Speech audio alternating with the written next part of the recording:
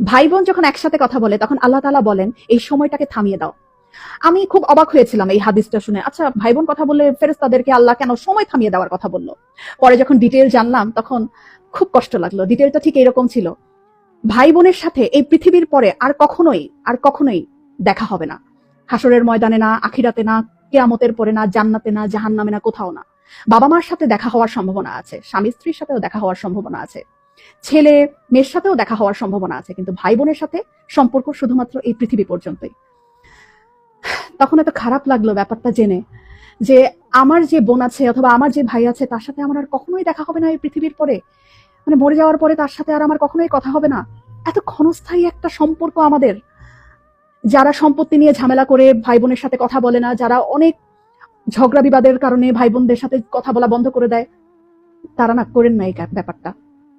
সময়টা না খুব কম আমাদের, খুব কম।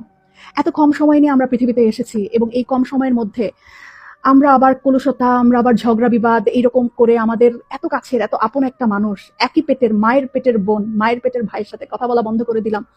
এই মানুষগুলোর সাথে তো আমাদের আর পৃথিবীর পরে দেখাও হবে না, কথাও হবে না। কি দরকার মনে এত কষ্ট রেখে? ভুলে যাই না সব, ভুলে যাই। অল্প একটু সময়ের ব্যবধান, তারপরে সব নাই, শেষ।